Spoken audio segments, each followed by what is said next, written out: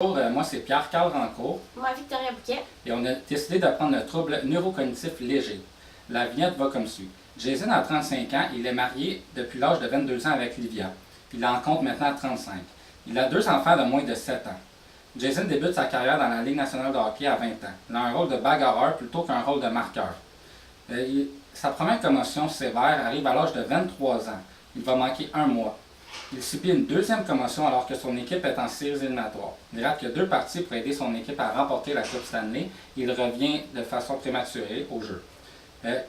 Par la suite, il devient plus anxieux, il est moins attentif et la planification de tâches commence à être plus difficile. Sa troisième commotion met fin à sa carrière de façon prématurée à l'âge de 30 ans. Aujourd'hui, Jason vit avec les conséquences négatives. Il éprouve de la difficulté à effectuer les devoirs avec son fils. Aussi, jouer avec ses enfants le rend fatigué et devient rapidement impatient lorsque ses enfants ne l'écoutent pas. Les tâches quotidiennes prennent plus de temps, d'efforts et de concentration afin d'être complétées. De plus, la lumière du jour lui donne mal à la tête et les nuits sont plus courtes étant donné ses difficultés à s'endormir. Plus les jours avancent, plus il se sent triste, confus et déprimé. Aussi, certains de ses souvenirs, tels que remporter la Coupe Stanley, les moments avec sa famille et des parties de hockey sont flous dans son esprit. Nous avons choisi comme intervention d'envoyer notre retraité suivre un entraînement physique et cognitif afin d'améliorer sa mémoire, rééquilibrer le plus possible son cerveau, car après 3 commotions et plus, une personne est passible de subir la démence et elle est plus encline à développer l'Alzheimer au cours de sa vie. Le sport augmente la mémoire et agit comme protecteur de la maladie d'Alzheimer. Parmi les stratégies de mémoire pour améliorer sa santé mentale, il peut être soumis à l'imagerie mentale, à une association nom-visage et à une association sémantique. Donc, Jason va être suivi aux 2 semaines afin de minimiser les chances que d'autres troubles se manifestent et pour qu'il se porte de mieux en mieux afin de pouvoir s'occuper de ses enfants de manière optimale.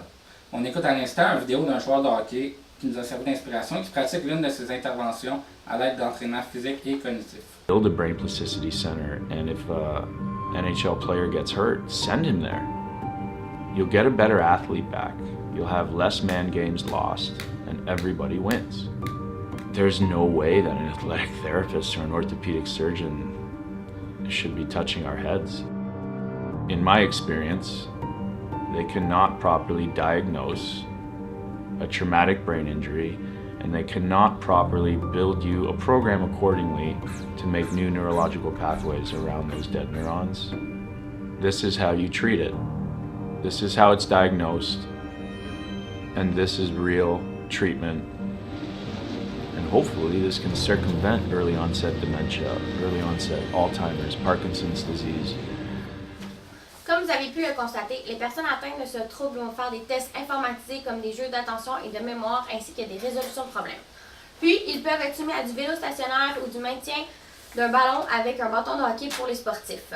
Il a été prouvé que faire des tests en simultané donnait de meilleurs résultats que les examens isolés. En effet, Jason va faire des exercices de façon combinée avec un médecin, car l'étude de Sylvie Belleville prouve que les tests cognitifs tout en pédalant améliorent leur performance pour 8 des 11 tâches qui ont été sélectionnées pour l'étude, alors que faire les tests séparés n'a amélioré que 2 d'entre eux.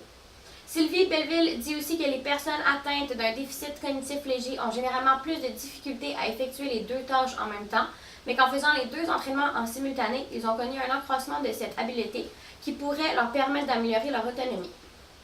Parmi les forces de l'intervention, il faudra beaucoup de temps, mais Jason sera en mesure d'améliorer sa mémoire et peut-être bien de retrouver les souvenirs qui sont flous dus à ses nombreux coups à la tête. Puis, il va tranquillement devenir plus attentif et moins confus lorsqu'il va s'amuser avec ses enfants dans la cour arrière. Sur une base quotidienne, il sera plus concentré. Les faiblesses de l'intervention sont peu nombreuses. Étant donné qu'il est suivi aux 2 semaines, cela représente beaucoup de temps et d'espace dans sa vie, puisqu'il doit composer aussi avec une femme et 2 enfants en bas âge à la maison. De plus, étant donné qu'il voit un médecin spécialiste en intervention avec les personnes prises en troubles neurocognitifs, cela est très coûteux pour lui, d'autant plus qu'il est déjà retraité en raison de son rôle dans la LNH. Il n'était pas payé des millions. En conclusion, cette intervention est assez efficace dans l'ensemble. Évidemment, comme toute autre information, plus vite elle est débutée, plus efficaces seront les résultats.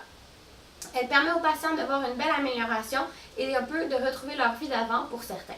Le fait que l'intervention ne contienne aucun médicament et seulement l'activité cognitive et physique, il ne peut y avoir de répercussions secondaires pendant ou par la suite de l'intervention.